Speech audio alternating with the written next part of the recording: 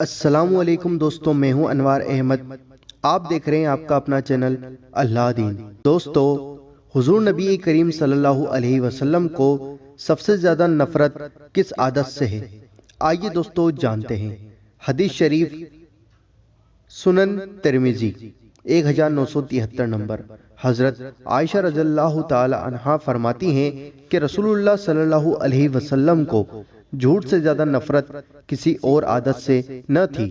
جب آپ صلی اللہ علیہ وسلم کو کسی کے جھوٹ کا پتہ چلتا تو وہ شخص آپ صلی اللہ علیہ وسلم کے قلب اطہر سے نکل جاتا، یہاں تک کہ آپ صلی اللہ علیہ وسلم یہ جان لیتے کہ اب اس نے جھوٹ سے توبہ کر لی ہے۔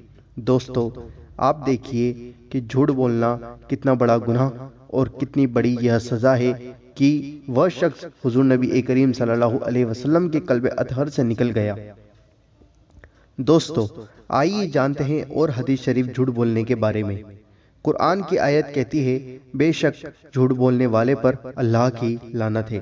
نبی کریم صلی اللہ علیہ وسلم فرماتے ہیں، جھوٹ سے بچو، بلا شبہ جھوٹ گناہ کی طرف لے جاتا ہے اور گناہ جہنم میں پہنچانے والا ہے۔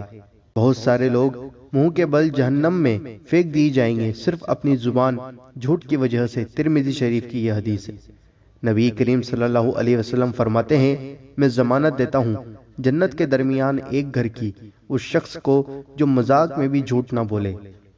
نبی کریم صلی اللہ علیہ وسلم فرماتے ہیں، اپنی جھوٹی تعریف پسند کرنا شریک حرام ہے اور اس میں آخرت کی بربادی کا اندیشہ ہے۔ اس شخص کے لیے خرابی ہے جو بات کرتے ہوئے لوگوں کو ہنسانے کے لیے جھوٹ بولتا ہے۔ مشکۃ المصابیح۔ دوستو، یہ حدیث شریف جو لکھی ہوئی ہیں یہ کوئی نہ کوئی سی بڑی کتب کے اندر لکھی ہوئی ہیں۔ دوستو، جھوٹ بولنا بہت بڑا گناہ ہے۔